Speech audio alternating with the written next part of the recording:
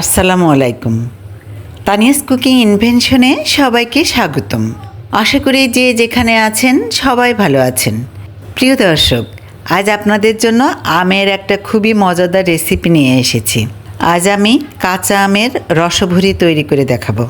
তো প্রিয় দর্শক, আমার সাথেই থাকুন আর পুরো ভিডিও দেখে জেনে নিন আমি কিভাবে কাঁচা আমের রসভুরি তৈরি করি। আমের রসভুরি করার জন্য এই যে আমি 3টি আম নিয়েছি। আপনারা অবশ্য বেশি পরিমাণে করলে আম বাড়িয়ে নিতে পারেন। আমগুলো আমি আগেই ভালোভাবে ধুয়ে রোদে শুকিয়ে নিয়েছি। আমাদের বারান্দাতেই ভালো রোদ আসে, আমি রোদেই শুকিয়ে নিয়েছি। যদি আপনাদের রোদ না থাকে সেক্ষেত্রে ফ্যানের বাতাসে শুকিয়ে নিতে পারেন। এখন এই যে টিস্যুর সাহায্যে মুছে নিচ্ছি। যদিও আমে পানি নেই, তবুও আমি ভালোভাবে পরিষ্কার করে নিচ্ছি যাতে একটুও পানি বা রস না থাকে। প্রিয় দর্শক, আমার ভিডিও ভালো লাগলে লাইক দিবেন, সাবস্ক্রাইব করে চ্যানেলটির পাশে থাকবেন, শেয়ার করে পরিবার ও বন্ধুদের মাঝে পৌঁছে দেবেন। এই তো সবগুলো মোছা হয়ে গেছে, এখন কেটে নিব। এই যে এভাবে কেটে নিয়েছি, এভাবে গোল গোল করে কেটে নিয়েছি। দেখতে পাচ্ছেন কেমন রিংয়ের মতো লাগছে। এই আমের আটি শক্ত হয়ে গেছে, এই কারণে আমি খোসাসহ এভাবে কেটে নিলাম। এখন চামচের পেছন দিয়ে এভাবে চাপ দিয়ে আমের বীজ বের করে নিচ্ছি। আঙুলের সাহায্যেও চাপ দিয়ে বের করে নিতে পারেন, সেক্ষেত্রে হয়তো আঙুলে ব্যথা পেতে পারেন, তাই চামচের সাহায্যে বের করে নেওয়াই শ্রেয়। এই যে খুব সহজে বের হয়ে আসছে। এভাবে সবগুলো থেকে বের করে নিতে হবে। আর আমের বীজের নিচের পাতলা সাদা অংশটাও বের করে নিতে হবে। সবগুলো থেকে বের করা হলে খোসা ছাড়িয়ে নিতে হবে। এই যে সবগুলোর খোসা ছাড়িয়ে নিয়েছি। খোসাসহ কাটলে হাত পিছলে যায় না, অল্প সময়ে কাটা যায়।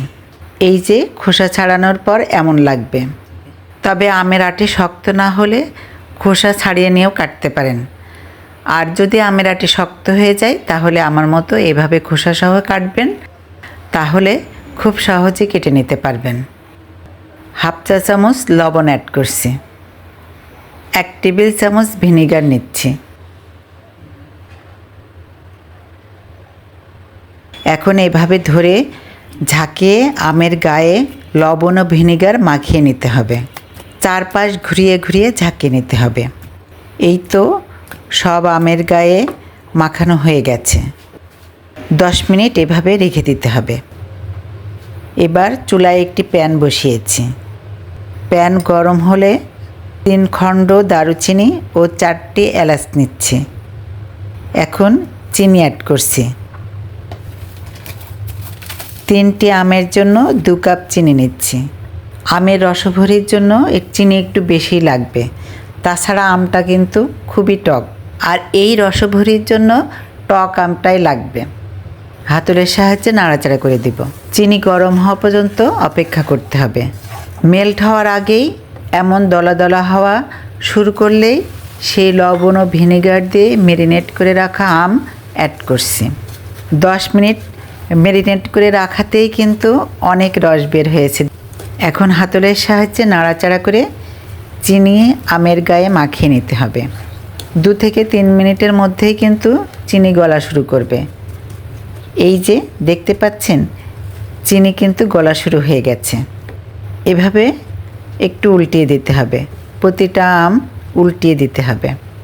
এই রসভুরির জন্য কিন্তু ঢাকনা চাপা দেওয়া যাবে না। ঢাকনা চাপা দিলে বেশি নরম হয়ে যাবে, খেতে ভালো লাগবে না। চুলা মিডিয়াম ফ্লেমে রেখে 5 থেকে 6 মিনিট জাল করতে হবে।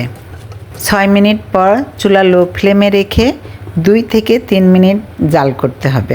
খুবই অল্প সময়ে এই রসভুরি তৈরি করা হয়ে যায়, বেশি সময় লাগে না। প্যান ধরে এভাবে মাঝে মাঝে একটু ঘুরিয়ে দিতে হবে। আবারও উল্টিয়ে দিচ্ছি। চিনি একদম গলে গেছে। এই সময়ে লো ফ্লেমে রেখে জাল করতে হবে। এই যে দেখতে পাচ্ছেন রসটা এমন আঠালো হলে একেবারে লো ফ্লেমে রেখে 2 থেকে 3 মিনিট জাল করতে হবে। এই যে এমন হলে চুলা বন্ধ করে দিতে হবে। দেখতে বেশ লোভনীয় হয়েছে, তাই না? এই যে দেখতে পাচ্ছেন আমের নিচে অনেক রস, এই রস খেতে কিন্তু খুবই মজা। আম খুবই টক ছিল, রসটা টক টক মিষ্টি মিষ্টি, খুবই লোভনীয়। যখন মিষ্টি খেতে ইচ্ছে করবে 1 চামচ এই আমের রস খেয়ে নেবেন, তাহলে একসাথে 2 স্বাদ পাবেন, টক মিষ্টি। যাদের মিষ্টি খাওয়া বারণ তারাও 1 চা চামচ এটা খেতেই পারেন। এই রিং রসভরি কাচের বয়মে সংরক্ষণ করতে হবে, তাহলে 1 বছরেরও বেশি সময় ঘরে রেখে খেতে পারবেন। আমি অবশ্য বয়মে ঢালিনি, বয়মে ঢাললে রসটা ঢেলে নিতে হবে। আমার অল্প আম কয়েকদিনে সাবার হয়ে যাবে, তাই আর বয়মে নিচ্ছি না। তো আপনারা বেশি করে তৈরি করে অনেক দিন ঘরে রেখে খেতে পারেন। বয়মে নিলে কিন্তু এই রসভরি দেখতে খুবই সুন্দর লাগবে, খেতেও অনেক লোভনীয়, মজাদার। তো প্রিয় দর্শক, আমার ভিডিও কেমন হলো কমেন্ট করে জানাবেন। সবাই ভালো থাকবেন, সুস্থ থাকবেন। আল্লাহ হাফেজ।